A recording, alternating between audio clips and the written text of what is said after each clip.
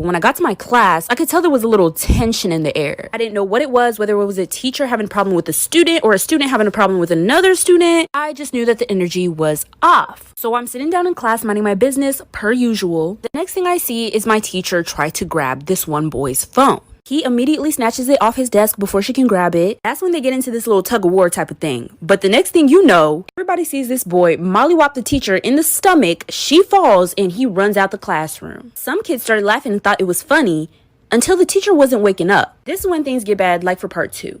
So like I said, this kid punched this teacher and ran out of the classroom, and the teacher wasn't waking up anymore. So as you can imagine, a room full of drained high school students who just woke up a few hours ago, we were all kind of just like looking around at each other. No one thought to, I don't know, tell somebody that this shit happened. Like, were we silent? Or were we silenced? I blame the school system for making school so early because I feel like once you get to school, your cognitive functions get out the window. So I really try hard not to feel guilty about this, and I try not to blame my other classmates for not doing anything as well. And then eventually, like 5 minutes passed, and then we're like, okay, maybe we should check if she's awake at least. That's when one of the students get up and start to check. Well, they check and they say that she's not breathing. Obviously set something off in our brains, like this is an emergency, something needs to happen now. That's when a bunch of us ran to the office and they called the ambulance, like for part 3. We went to the office and told them how the kid punched the teacher and the teacher wasn't waking up. Immediately, a bunch of staff ran to the class to see where the teacher was and what was going on with her. I didn't personally run to the office. When I say we, I mean my classmates. So I was still in the classroom when all the staff ran in. So they told everybody to exit the classroom, and everybody needed to get out of the classroom because they needed to give her some privacy and examine her. So we were all standing outside of my classroom, and it was like 30 kids. The teacher that was next door to us was really close to my teacher. They would always talk in the hallways. They had their lunch periods together, their study periods together, and her door was wide open. Why didn't we go in there and tell her what happened? Honestly, like I said, we were high school students. It was really early. So she came out once she saw all of us standing outside in the hallway, and she was like, what's going on? Once we told her that a kid punched the teacher and that she passed out, her face drops and she announced that the teacher was pregnant. Mind you, nobody knew this because she hadn't announced it herself yet. This is when they called the ambulance, like for part 3.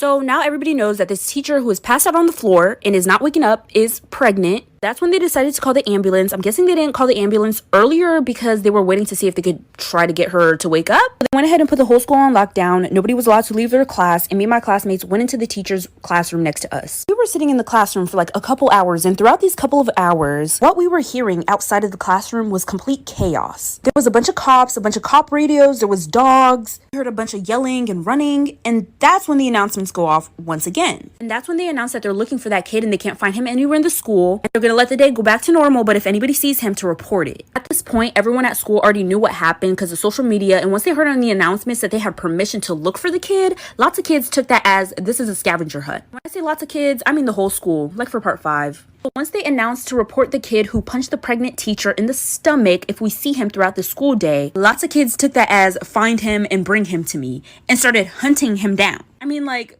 as they should. So anyways, yeah, complete chaos broke out. As soon as that bell rang, child, you would be able to leave school and nobody would notice. Everybody was in the hallways. People were looking under the stairwells. They were checking in the janitor's closet, opening up doors that they shouldn't be opening. And with everybody looking for this kid, we found him pretty fast. We did what the police and police dogs couldn't do. This kid was hiding in the band room under the band instructor's desk. They found him and arrested him on school property. We got word that that teacher did in fact lose her baby, but she was okay and she was alive, but she chose not to work at that school again. But she never came back, and I don't know, I think that kid is still in prison.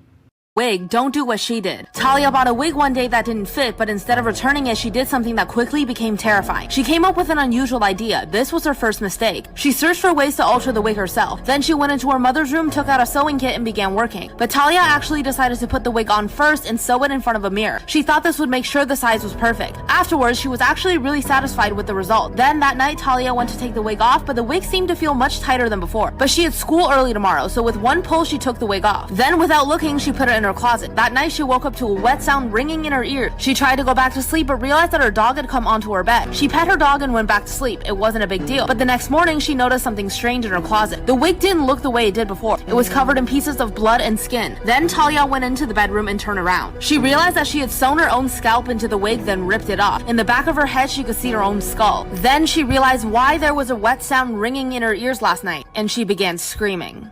This is why you should always share your location with a friend. A girl named Amanda was getting ready for prom and started putting some makeup on. Her phone begins to vibrate and she's getting a call from one of her friends named Sylvia. Sylvia calls and tells her that the car broke down and that she should just Uber. Amanda, feeling sad, says, okay, I'll just Uber. She calls the Uber and 10 minutes later a car pulls up. She gets in the car and the driver is very quiet. As they're driving, she tells the driver to get on the interstate, but he completely ignores her and keeps driving straight. He makes about every turn and goes on every back road you could possibly think of. Amanda begins to feel worried because she has no idea where she's at and she feels like he's taking her to the wrong location. Her phone starts to vibrate and it's a call from an unknown number, but she ignores it since she doesn't know who it is. As she declines the call, the driver pulls into a dark alley and he gets out of the car. Amanda starts to panic when her phone vibrates one last time and she receives a text message. The text message said, hey, it's her Uber. I tried to call, but I'm here. Amanda was never seen again. If you guys want to see more stories like this, make sure to like and follow. Girls, tell me about a time where your quick thinking probably saved your life. I'll go first. 2 years ago, I was walking my dog at the park and a man approached me and asked to take a picture of her. And I said yes, because why not? It's a picture of a dog. So he starts taking a picture of my dog and then I realized that he was like holding up her collar and then it hit me. My address is on that collar. He's not taking a picture of my dog, he's taking a picture of my address. So I told him that I actually didn't feel comfortable with him having a picture of my dog and I asked him to delete it. So he deletes it and then like starts walking away really fast. And I was like, excuse me, sir, no, could you also go into your deleted album and delete it from there? And he goes, I don't have a deleted album. And I was like, you have an iPhone, everybody has a deleted album, could you please delete the picture? And he was like, sorry, I don't have a deleted album, and like keeps walking away. And keep in mind, this is like 2 PM in a park, like there's other people around. So now I'm like chasing after him and I'm telling him, sir, I know you have the album, I will show you where the album is, can you please go onto your phone so that we can delete the picture? Oh, part two, I'm sorry for the delay. So I'm still chasing after him and people at the park are like starting to look at us now because I'm chasing after him and I'm telling him to stop walking. And so he stops and I tell him again to delete the photo from the deleted album and he goes, I don't have a deleted album. And I was like, yes, you do. Everybody does. It'll take 10 seconds. And he goes, fine. And he like goes on his phone, does something for a second. He goes, there, it's gone. And I was like, could I see the deleted album just to make sure it's gone? And he goes, no, you can't look at my phone. And I was like, I don't want to look at your phone. I just want to see the album just to make sure the picture is gone. That's it. And he goes, no, you're not going to look at my phone. And I was like, sir, I'm not going to stop and I'm not going to leave until you show me the album. So please just show me the album so we can be done with this. So he shows me the album. The picture was still there. So I made him delete it in front of my eyes. What if I hadn't noticed that he took a picture of my address? And what if I went home that day and, you know, that night when I took my dog out to pee, he was outside waiting for me?